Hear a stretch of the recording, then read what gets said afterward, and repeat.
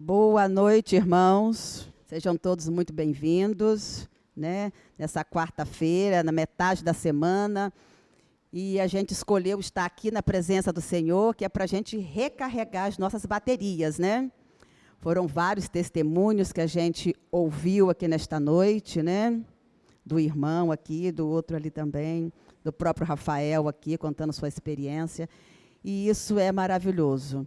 E a gente tem que sempre lembrar que todas as coisas só acontecem no tempo de Deus, não é no nosso tempo. O nosso tempo é falho, porque nós somos falhos, mas o tempo de Deus ele é perfeito, ele chega no momento certo, no momento em que ele prepara cada um de nós para receber aquilo que ele preparou para nós. Porque muitas das vezes a gente quer alguma coisa que nós não estamos prontos para receber. Mas no tempo dele, quando ele nos prepara, as coisas acontecem de modo maravilhoso, né? Então, é isso que Deus faz conosco. Ele nos prepara para recebermos tudo no tempo dele. Então, esse é o tema do sermão de hoje, no tempo de Deus, né? Mas antes de abrir a Bíblia, vamos falar mais uma vez com o Senhor para que ele nos oriente, né? Fechamos nossos olhos. Maravilhoso Deus, estamos aqui, uma porção dos teus filhos. Viemos aqui para te louvar, para te engrandecer, te adorar em espírito e em verdade. Viemos aqui depositar o nosso coração em suas mãos, ó Deus, que é o melhor lugar aonde ele pode estar, pode ficar, permanecer, ser guiado, ser orientado. Por favor, meu Deus, seja comigo neste momento, que eu fale somente aquilo que o Senhor me orientar para que eu diga. Que seja no teu tempo, na tua hora, e não na minha, ó Deus. Por favor, perdoa as minhas faltas e seja comigo, Pai. Me abençoa e abençoa cada pessoa que adentrou aqui ao teu templo, que o Senhor abra-se os ouvidos espirituais, para que todos nós possamos entender o que a tua palavra quer nos dizer e da maneira como ela quer nos dizer. Seja conosco, em teu nome nós te oramos. Amém. São vários tópicos que eu reservei aqui para a gente, mas eu vou me focar mais em uma história, né? Que é da parte de Naamã, que foi curado da lepra. Mas aguarda aí, porque eu ainda vou chegar lá, né? Como o título é No Tempo de Deus, a gente tem vários capítulos, vários versículos, vários livros que falam de pessoas que só obtiveram êxito quando foi no tempo de Deus, e não no tempo em que eles queriam, em que eles esperavam, em que eles clamavam, né? Então, a gente pode ver aqui a parte de Abraão, que está lá em Gênesis 16, de 1 a 6, mas não vamos ler, só para quem quiser anotar e ver em casa depois, mas é uma história que todos já conhecem, né? Abraão e Sara, casados há muitos e muitos anos, está vendo a idade chegar, queriam muito ter um filho, e nada do filho vir, né? Nada do filho vir. E a promessa que foi feita a ele foi que ele seria pai de uma grande nação. Então, como que poderia ser este homem ser pai de uma grande nação se ele estava chegando na sua velhice e nada de filho, né? Aí, então, a esposa teve uma infeliz ideia, né? Vou dar, já que eu não estou conseguindo ter filhos, porque eu sou estéril, né? Vou dar a minha serva para que você tenha filho com ela. Quer dizer, tomando o lugar de Deus, na promessa que Deus havia feito a Abraão, que ele seria pai de uma grande nação. Então, ela se antecipou e ele aceitou. E então, eles tiveram um filho chamado Ismael, que não foi o filho prometido e nem foi no tempo de Deus. Não era isso que Deus queria para a vida de Abraão. Deus queria fazer tudo perfeito, no tempo dele, na hora dele. Mas o homem, como sempre, quer fazer no tempo da gente, né? Quantas pessoas aqui, quantas vezes já orou, entregou um pedido nas mãos de Deus e não tem paciência de esperar a resposta? Fica lá metendo a mãozinha para dar uma ajudinha a Deus. Eu acho que todos nós já fizemos isso, né? Vamos dar uma ajudinha aqui para poder ver se o processo anda mais rápido. Mas não é no meu tempo, não é no tempo de vocês, é no tempo de Deus. A gente tem que aprender a esperar o tempo de Deus. Porque o tempo de Deus é perfeito para nós, que vai chegar no momento propício, no momento em que Ele separou para nós, né?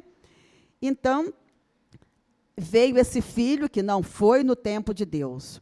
Então, Abraão teve que sofrer as consequências para então, mais tarde, já velho, com 100 anos, já não tinha mais possibilidade de ser pai, com essa idade avançada. Sara, 90 anos. Que mulher hoje que a gente vê que pode ter um filho com 90 anos, né?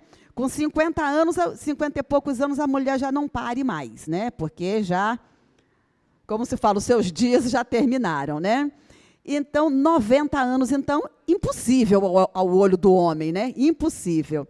Aí Deus, então, veio fazer a vontade dele. Agora sim, agora eu vou intervir depois que tudo foi feito errado, depois que eles tomaram a decisão, usaram o tempo de maneira errada, Deus, então, o presenteia com o filho no tempo e na hora certa, em que ele queria, para mostrar a Abraão que, mesmo uma mulher estéril, mesmo uma mulher idosa, que já não tinha mais condição de ter filhos, e um homem idoso teve um filho, e de um único filho seria aquela grande nação.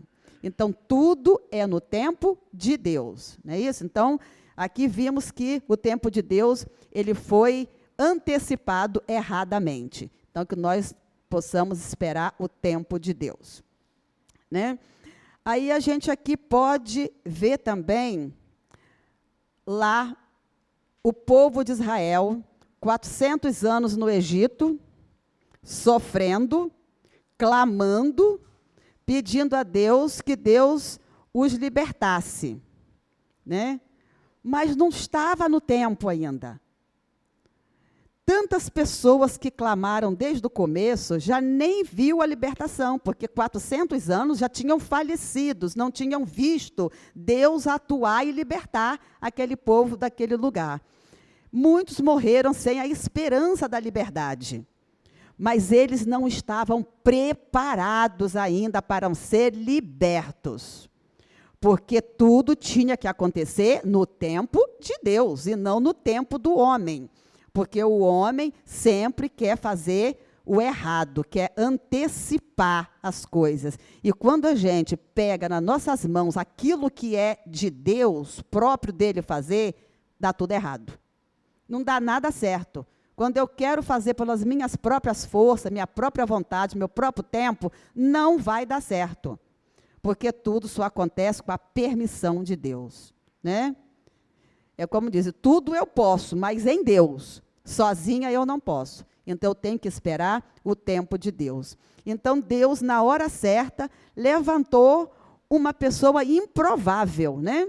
Para tirar aquele povo do Egito. Improvável por quê? Ele já não vivia com o povo de Deus, mas vivia lá no palácio do rei, e Deus, então, levantou aquele homem, e houve o incidente dele ter matado o egípcio e ter que fugir e ser preparado por 40 anos. Ele tinha 40 anos e ficou 40 anos no deserto para ele o quê? Tirar tudo o que ele tinha aprendido lá no Egito, e ele ser transformado por Deus, para Deus, então, usá-lo e fazer com que ele cumprisse a vontade dele no tempo certo dele. Então, ele ficou 40 anos no Egito, 40 anos no deserto, lá, para poder, lá se casou, conheceu, lá ficou, foi pastor de ovelha, deixou até de ser eloquente, que quando ele voltou para trabalhar para Deus, quando Deus chamou ele, falou, agora sim. O povo clamava, né? A família de Moisés clamava por um libertador, que eram pessoas que eram tementes a Deus, clamava. E Deus ele ouvia sempre o clamor daquele povo, mas ainda não era a hora. Não estava na hora correta ainda. Mas quando foi no tempo certo de Deus, Deus então chama Moisés, fala com ele de uma sarça, e ele então ouve a voz de Deus e vai obedecer a Deus e fazer a vontade de Deus na hora certa, no tempo determinado por Deus, e não determinado por homens, né? Mais um texto, né, tirado da Bíblia, que foi para chegar, então, à terra prometida, né? Ele não chegou, mas Josué e Calebe chegaram, dos que saíram, né? E só os outros que nasceram durante os 40 anos do deserto que conseguiram chegar. A gente também vê a experiência de Eucana e Ana. Ana vivia também clamando por um filho, por muito tempo, e nada de ter filho, então o marido se casou com uma outra mulher, teve filho com a outra, ela era debochada pela esposa do Eucana, e lá, aquilo tudo acontecendo, e ela chorando, e todo ano, passava ano, entrava ano, e ela não tinha filho, e ela ficava triste, amargurada. Mas, quando chegou, será que Deus não estava ouvindo as orações de Ana? Estava ouvindo as orações de Ana, mas Deus queria dizer para ela, espera um pouco, minha filha, ainda não é a hora, né? Não está ainda no seu tempo, ainda não. Não é agora, eu preciso do seu filho, mas para o meu tempo lá na frente, não é agora. Porque Deus, ele conhece o futuro, então ele quer fazer as coisas no tempo dele. Para a gente quer tudo agora, no momento, né? Eu quero tudo para hoje. Mulher é mais assim, né? A mulher quer tudo para agora. A experiência é que quando a gente pede para o marido, fala assim, troca aquela lâmpada para mim, ele vai falar assim, tá, troco. Aí ela fica esperando, né? Passa o dia, aí ela olha, amor, troca aquela lâmpada para mim. Tá, não, vou trocar. E passou o dia inteiro e nada de lâmpada. Chegou amanhã, a lâmpada continua queimada. Ela começa de novo a pedir, amor, troca a lâmpada para mim. Não, eu vou trocar. E ele nunca disse que não vai fazer, ele disse que ele vai fazer. Mas ele tem o tempo dele, porque o nosso tempo é agora, é já. O homem não é assim. Ele faz, mas é no tempo dele. Mas o nosso tempo, ele é mais rápido. A gente quer tudo agora, né? A lâmpada está queimada, eu quero que eu troque agora, né? O cano está quebrado, eu quero que eu conserte agora. Não quero que deixe para amanhã, não. É agora. Mulher é mais imediatista. O homem não, já tem mais paciência, já espera um pouco mais, e vai fazer, e talvez até nem faz. Vai lá, paga alguém para fazer, e nem faz. Mas é desse jeito, né? Mas nós somos assim. Mas os homens estavam ouvindo o pedido da mulher, mas não estava atendendo no tempo dela, mas iria atender no tempo dele, né? E aqui também estava a Ana, lá orando, e Deus não respondia a ela.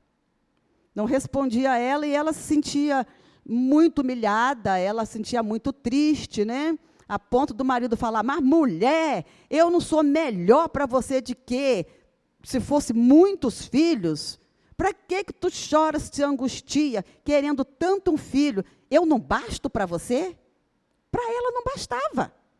Pode ser que para outras mulheres bastasse, mas para ela não bastava. Ela queria um filho. Então ela, com o coração amargurado, ela orou. Não é que aquela oração daquele dia foi mais fervorosa do que as outras que ela tenha feito ao longo da sua vida. Aquela mulher devia clamar todos os dias por um filho, todos os dias. E ela clamava com a mesma intensidade que ela clamou naquele dia. Mas o tempo dela não era antes, o tempo dela tinha chegado naquele dia que Deus queria responder a oração dela. Era o quê? No tempo de Deus, e não no tempo dela. E ali a Bíblia fala que naquela noite ela coabitou com seu esposo e ela engravidou naquela noite, né? Quer dizer, porque tudo foi planejado por Deus. Não foi porque ela prometeu em dar o filho para Deus que Deus concedeu o filho para ela. Não foi barganha, não foi troca, né? Deus já tinha planejado que iria dar um filho para ela no tempo dele, né? E aí ela, então, dedicou o filho e entregou o filho que veio ser Samuel, né? Que ela entregou para Deus e que se tornou uma bênção na mão de Deus. Mas tudo tem que acontecer no tempo de Deus, né? Agora sim, agora a gente vai lá para a história de Naamã, lá em 2 Reis 5. Né? Eu vou fazer um pequeno resumo aqui, mas a gente vai ler de 5 a 14. Né? Aqui todos nós conhecemos a história, né, que Naamã era um comandante do exército do rei da Assíria, e eles tinham levado cativo o povo de Israel, e chegando lá, uma menina que foi levada escrava, ficou na casa de Naamã. E depois essa menina veio a saber que Naamã estava leproso. E ela se lembrou e falou com a esposa de Naamã que lá em Israel havia um profeta que podia curá-lo, né? Então, ela chama o marido e fala para o marido, né, que tinha esse profeta lá, que curava e tal.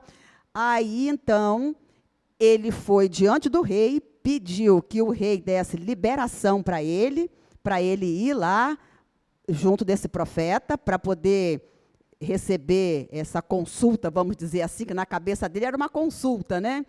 Então, lá foi ele, né? E levou carta para o rei de Israel, levou ouro, levou prata, levou outras coisas lá de grande preço, né? E chegando lá, para entregar aquele rei de Israel, para poder fazer a corte ali, né? Como é que se fala ali? A ponte para que fosse chegar ao profeta para ser curado, né? Então, agora vamos ler, então, o versículo 5, que está escrito aqui. Vou pegar um pouco... Aí, levando isso, então, assim falou o jovem que é da terra de Israel. Respondeu o rei da Assíria, vai, anda, e enviarei carta ao rei de Israel. E ele partiu e levou consigo 10 talentos de prata, 6.000 ciclos de ouro e 10 vestes festivais. Levou também ao rei de Israel a carta que dizia: logo em chegando a ti esta carta, saberás que eu te enviarei Naamã, meu servo, para que o cures da sua lepra. Isso é do rei do Assírio para o rei de Israel, que foi entregue essa carta na mão dele, dizendo que era mandando o servo Naamã, que era para ser curado pela lepra. Tendo lido o rei de Israel a carta, rasgou as suas vestes e disse: acaso sou Deus com poder de tirar a vida ou dá-la, para que este envie a mim um homem para eu curá-lo de sua lepra? Ele ficou desesperado. Como é que eu vou curar este homem de lepra? Eu sou Deus, eu não tenho condição de cura, não tenho condição para isso. Então, ele se desesperou, rasgou as vestes e ficou apavorado, né? Notai, pois, e vede que procura um pretexto para romper comigo. Aí ele falou, esse rei está procurando um pretexto para romper a nossa cordialidade um com o outro. Daqui a pouco vai querer guerrear de novo e levar o restante do meu povo cativo para a Síria, né? Ele já ficou aí, já temeroso já de uma guerra, né? Então, ouvindo, porém, Eliseu, homem de Deus, que o rei de Israel rasgara suas vestes, mandou dizer ao rei: por que rasgaste as tuas vestes? Deixa ouvir a mim, e saberá que há profeta em Israel. Então, aí entra Eliseu em cena e diz: por que tu rasgas as tuas vestes? Deixa que venha este homem a mim, né, que vamos dizer para ele que aqui existe Deus em Israel. Não um Deus com D minúsculo, mas o Deus criador de todas as coisas, né? Então, veio, pois, Naamã com os seus cavalos e seus carros e parou à porta da casa de Eliseu. Então, Eliseu lhe mandou um mensageiro dizendo: vai, lava-te 7 vezes no Jordão, e a tua carne será restaurada. Aqui já entrou um conflito. Eliseu não foi se encontrar com Naamã. Mandou um recado pelo servo. Já foi uma afronta para Naamã, que Naamã era o quê? Um comandante, vamos dizer que ele fosse o primeiro-ministro lá, o segundo abaixo do rei. Ele se sentiu o quê? Afrontado, né? Que audácia, que história é essa de não vir aqui, manda um mensageiro e ainda me manda me lavar 7 vezes nesse Rio Jordão sujo, né? Com essas águas impuras. Eu já estou impuro. Se eu me banhar nessa água, como é que eu não vou ficar? Vou ficar pior do que eu já estou. Então, que história é essa? Que tipo de cura é essa, né? Aí vai dizendo, né, mensageiro, para se lavar e será restaurado e ficará limpo, né? Naamã, porém, muito se indignou e se foi dizendo. Aí foi embora. Pensava que ele sairia e a ter comigo, né, Naamã pensando, e pôr-se aí em pé, invocar o nome do Senhor seu Deus, moveria a mão sobre o lugar da lepra e restauraria. Ele falou, ele queria o quê? Uma consulta médica, né? Queria que Eliseu colocasse a mão nele, né? Colocasse a mão nele, examinasse ele e orasse a Deus e então ali pedisse para ele ser curado, ou até mesmo desse uma porção de algum chá, algum remédio, né? Orado, vamos dizer assim, para ele ser curado. Ele achou aquilo um absurdo. Como é que pode me mandar me banhar em uma água suja? Aí ele protestou. Ficou muito zangado, né? Aí falou, né, que seria restaurado o leproso, né? Aí ele falou, questionando, não são porventura Abana e Farfá, rios de Damasco, melhores do que todas as águas de Israel? Por que então que não me mandou me banhar nesses 2 rios que tem água limpa, cristalina? Até aí, de repente, eu até acreditava, né, que eu iria ficar curado com essa água, me limparia. Mas nessa água suja do Jordão, imunda, eu vou sair daqui pior do que eu vou entrar, né? São os pensamentos de Naamã, né? Não poderia eu lavar-me nesses rios e ficar limpo, então? Né? Voltou-se e foi com indignação. Então se chegaram a ele os seus oficiais e lhe disseram, meu pai, se te houvesse dito o profeta alguma coisa difícil, acaso não a faria? Aí diz, se o profeta te pedisse alguma coisa mais difícil, você não faria para ficar curado? Então, por que você não se joga na água ali e não se banha para ficar curado? Isso aí é muito fácil de fazer, né? Se jogar em uma água, que mal tem, né? Vamos experimentar, quem sabe, talvez possa dar certo, né? Aí, quanto mais, já que apenas te disse, lava-te e fica limpo. Então, desceu e mergulhou no Jordão. Ele mergulhou 7 vezes, consoante a palavra do Senhor Deus. Aqui eu vou parar aqui um tópico aqui. Vocês acham que Naamã mergulhou a primeira vez, levantou dali da água, igual faz no batismo aqui, ó, né? A gente mergulha, aí fica em pé. A gente não vê os nossos pecados fora do nosso corpo, mas a gente sabe que fomos limpos dos nossos pecados, né? Mas ali era uma doença visível, né? Ele estava com a pele toda ferida. Então, ele mergulhou, quando ele levantou, que olha, estava limpo? Não. Ele mergulhou de novo. Aí ele levantou, estava limpo? Você acha que, como que ele ficou? Ele deve ter ficado indignado, não ficou? Mas que palhaçada é essa? Ele deve ter dito, nossas palavras aqui, que palhaçada é essa? Diz que eu vou me mergulhar ali, vou ficar limpo. Eu já mergulhei 2 vezes e nada aconteceu. Aí vai para a terceira. Provavelmente os oficiais dele devem ter falado para ele, meu senhor, mergulha de novo, não custa nada, né? E aí ele mergulhou a 3ª vez, levantou, nada. 4ª vez, nada. 5ª vez, nada. Sexta vez, nada. Ele já devia estar já arrancando os cabelos e rasgando-se com as próprias unhas o corpo dele de indignação, né? Murmurando, já estava reclamando antes. Imagina naquele momento que não via a cura chegando, né? Quando Deus resolve testar a nossa fé, Ele faz da maneira dele. Ele quis testar a fé e a paciência daquele homem, até quando aquele homem iria ficar reclamando, iria ficar descrente, né, no momento. Porque não seria fácil Deus falar, mergulhe uma única vez só e ficaria limpo? Qual era a diferença para Deus? Para Deus não teria diferença nenhuma, 1 ou 7. Mas para mostrar para Naamã e para os seus oficiais, ele pediu que fizesse isso 7 vezes.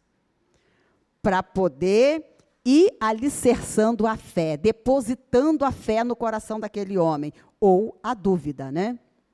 Então, Deus testou aquele homem durante 7 vezes. Quando foi na 7ª vez que ele mergulhou e que ele levantou, como ele estava? Limpo, curado, porque aquele momento era o quê? O tempo de Deus. Não o meu tempo, não o tempo de Naamã, de ter mergulhado 1 até a 6ª vez e não ter sido curado. Não era naquele tempo, mas era na 7ª vez. Ali sim, Deus agiu. Ali foi o tempo de Deus, porque Deus ali agiu no coração de Naamã. Deus estava ali trabalhando no coração. A cada mergulho que Naamã dava, era como se ele estivesse sepultando os próprios pecados, a própria incredulidade dele. Então, ele precisou, vamos dizer, ser batizado 7 vezes em um rio sujo, mas que Deus torna puro aquilo que é impuro, né? No tempo dele, né? Então, chegando-se ele... Tá, aí vem aqui. Então, desceu e mergulhou no Jordão as 7 vezes, consoante a palavra do homem de Deus, e a sua carne se tornou como a carne de uma criança e ficou limpo. Deve ter ficado muito linda essa pele dele, igual um bebê, né? E voltou o homem de Deus, ele e toda a sua comitiva veio pôr-se diante dele e disse, eis que agora reconheço que em toda a terra não há Deus, senão em Israel. Agora, pois, te peço, aceite o presente do teu servo. Aí ele queria dar presentes para Eliseu, mas Eliseu não quis receber nenhum. Olha, aquele homem estava transformado. Ele falou, daqui para frente eu só seguirei ao Deus de Israel. Ele pediu permissão para levar uma porção da terra. Olha que coisa interessante. Uma porção da terra de Israel em cima de uma mula, ou seja, 2 porções, uma de cada lado, né? Pediu para levar e que ele iria levar. Quando ele chegasse lá na Assíria, aquela terra seria colocada provavelmente em um lugar especial e ele iria ali se ajoelhar naquela terra que ele havia levado e ele iria orar ao Deus de Israel, porque ele disse que daquele dia em diante ele só serviria ao Deus de Israel. Olha que cura maravilhosa que Deus fez, não só no corpo de Naamã, mas fez uma cura na vida espiritual daquele homem. Aquele homem ficou curado por completo. E ele voltou para a sua casa feliz, contente, sabendo que em Israel tinha um grande Deus e que ele agora, por diante, seguiria aquele maravilhoso Deus. Esse é o nosso Deus, que trabalha na hora certa, na hora em que Ele acha que tem que intervir, né? É o nosso Deus maravilhoso. Eu gostaria de ver Eclesiastes 3, de 1 a 8, que fala sobre o tempo. Espera aí só um pouquinho. Eclesiastes 3... de 1 a 8. Diz que há tempo para tudo. Tempo para tudo, tempo na hora certa, no tempo determinado por Deus. Como o Rafael falou, que o desejo dele é de ver a mãe dele entregando-se aos pés do Senhor, Então, eu digo para todos nós, eu também quero ver meu filho, todos nós queremos ver um ente querido nosso se entregando nas mãos de Deus. Então, eu quero dizer para todos vocês e para mim mesma, continuamos a orar, porque o Espírito Santo é que faz a obra, e tudo é no tempo de Deus, não é no nosso tempo. Pode ser que nós venhamos a fechar os nossos olhos para a eternidade e não vermos os nossos entes queridos mais jovens se entregar a Deus. E pode ser que nós teremos uma surpresa no céu quando chegarmos lá e nos depararmos com eles. Então, essa é a nossa esperança, né?